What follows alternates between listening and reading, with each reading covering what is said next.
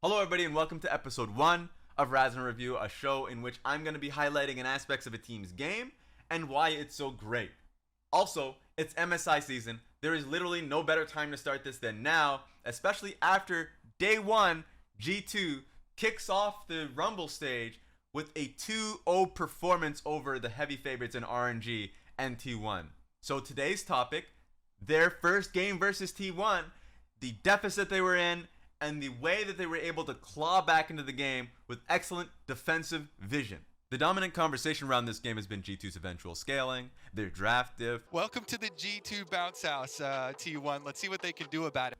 But T1 has a 5.3k gold advantage 19 minutes into the game, and with how well they've been playing the split, they don't lose these. At this point of the game, G2 is going to be sending Jankos and Targamas to the top side of the map to place connecting wars, not just to keep Cap safe on side lanes, but to also keep Faker on his toes. Flakked places a control ward shallow mid, so it's hard for T1 to contest it or even know where his movements are, and Keria feels unsafe to walk up with 3 people out of vision, which allows Targamas to protect the ward at ramp and at red, so even though T1 eventually sends warm bodies topside to hover for Faker, when they eventually peeled back, it sets up for Jankos' pathway top lane with caps for the play on Faker. Faker now possibly in trouble here as it's a decent little catch there onto Jankos, who's just trying to get forward, and Faker is going to break his stopwatch. The teleport's coming through from Zeus, and now he's trying to protect his mid laner, but the last breath comes in. The ultimate's there from Zeus as well. No one's died just yet. Faker is going to be able to take down Targamas, but then immediately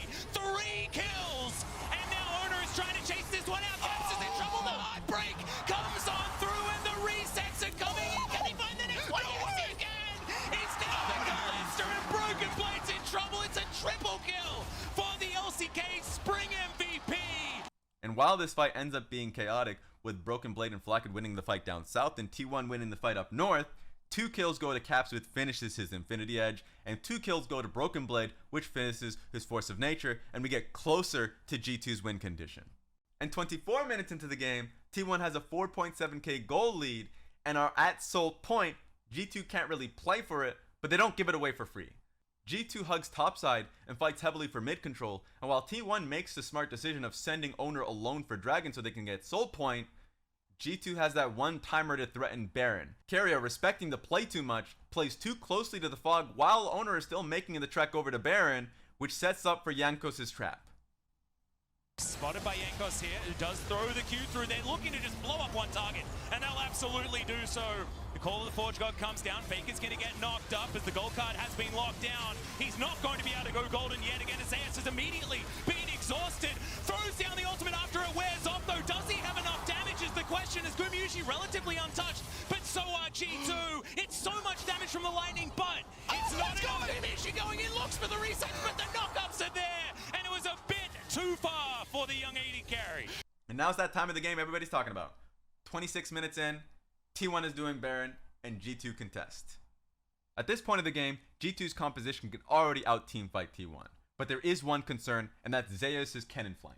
While sitting in the bush, Targamas eventually places a ward that's going to be at their rear. Taking into consideration that Targamas doesn't have exhaust for this fight, it's going to be really important to keep tabs on Zeus. And while Broken Blade TP's in for the fight, and T1 pulls off a Baron to position for it, they catch Kennen on the flank and allows Targamas to not just knock him up once, but for Flakked to use his ultimate and knock him up twice, which means 2 of the 3 seconds of Kennen ultimate was useless. And while the fight itself played out so well that it probably didn't matter, Gumayusi couldn't auto for the majority of the fight, with Diana engaging and being in stasis, and the wind wall coming in from Caps, not just blocking the gold card, but also the Tristana autos that followed. It was still the only way T1 was going to find a win in that fight. And for about the past 20 games, G2 has been heralded as a team and what they can do with a lead, but this game pushes it into a forefront of what they can do in a deficit. The strong defensive vision that keeps them in the game for a long time, and of course allows them the creative plays that they were able to do to come right back into it, pick up the Baron, and ultimately the game. And that's just day 1 of the Rumble stage. I'm excited to see what G2 can do for the rest of the tournament, what adaptations T1 and RNG can do to maybe combat this, and if EG can take a game off of them. I'm a dreamer. That does it for me in episode 1 of RnR. Thank you guys for watching. That does it for me. I'm going to see if I can make this weekly. Let's hope. and I hope you guys have a great day.